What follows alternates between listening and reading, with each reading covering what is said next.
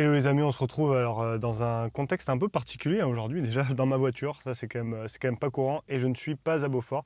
Je sais pas si vous le voyez derrière moi, mais il n'y a pas de neige hein, autour de moi. Je suis à Montpellier pour quelques jours et j'en profite en fait pour aller voir le médecin du sport qui me suit à Montpellier. Comme vous l'avez vu dans le titre de la vidéo, bah, voilà, je suis en phase de blessure en ce moment. C'est pas une phase forcément très cool, mais ça fait partie du jeu.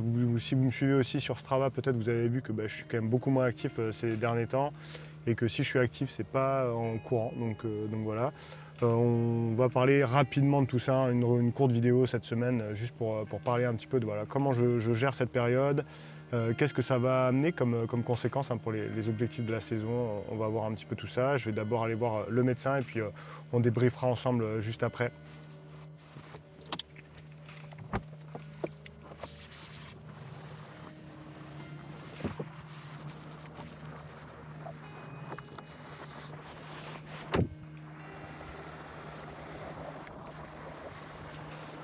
Bon ben on se retrouve les amis après cette séance chez le médecin. Je suis allé me balader dans la Garrigue là comme vous le voyez. Je ne sais pas si vous le verrez derrière moi, le Pic Saint-Loup, voilà, mes terres d'origine si je puis dire. Ça fait un peu du bien hein, aussi de revenir dans le sud, quitter un petit peu la neige quelques temps. Donc voilà, pour faire un petit point, c'est vrai que ça n'a pas été forcément facile là, ces 10 derniers jours depuis que vraiment la blessure est handicapante et que je peux plus vraiment courir en fait. C'est vrai que c'est toujours très frustrant ces périodes-là. Je ne sais pas comment vous avez déjà vécu ces périodes de blessure ou par lesquelles on est tous passés hein, finalement, mais c'est vrai que c'est jamais vraiment agréable. Après voilà, pour vous expliquer un petit peu, en fait j'ai un problème que je traîne sous le pied depuis un moment, j'ai un syndrome de Morton que j'ai depuis un peu toujours, hein, mais c'est vrai que ces derniers temps, avec la préparation notamment marathon, j'ai beaucoup couru à plat, des allures un peu élevées, bah, voilà, forcément c'est très traumatisant. Et en fait j'ai un névrome sous le pied, c'est une genre de tumeur bénigne, hein, c'est quelque chose qui provoque une douleur assez importante. Donc bah, pour l'instant, j'ai des infiltrations qui peuvent éventuellement régler ça. On va voir, j'avais déjà tenté l'expérience début septembre, ça n'avait pas forcément fait d'effet. Là, on a tenté une deuxième fois de cette méthode-là. Et puis si vraiment ça passe pas, on pensera à l'opération. Donc là, c'est quelque chose qu'on essaiera d'éviter hein, quand même. Parce que bah, forcément, opération, c'est quand même quelque chose de plus engageant. Mais en tout cas, voilà, c'est un petit peu le point aujourd'hui. Donc comme vous l'avez remarqué, bah, je ne cours plus vraiment. Je ne vais pas encore courir pendant un petit moment. Puis on reprendra doucement.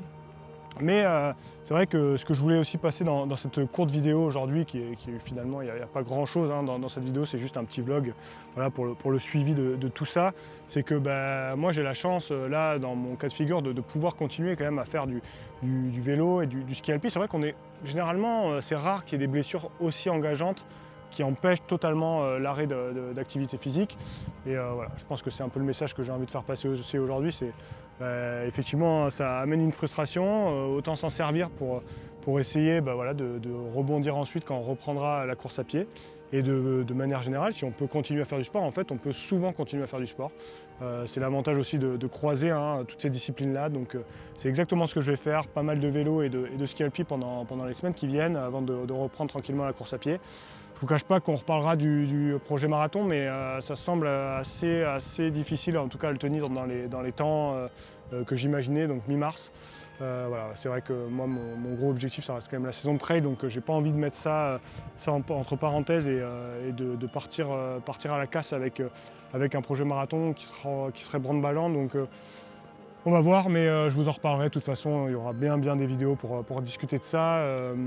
Quoi qu'il en soit, je continuerai quand même hein, la série jusqu'à notamment pour les tests matos, je pense que c'est important. Et puis de toute façon, on se retrouve très vite pour de prochaines vidéos.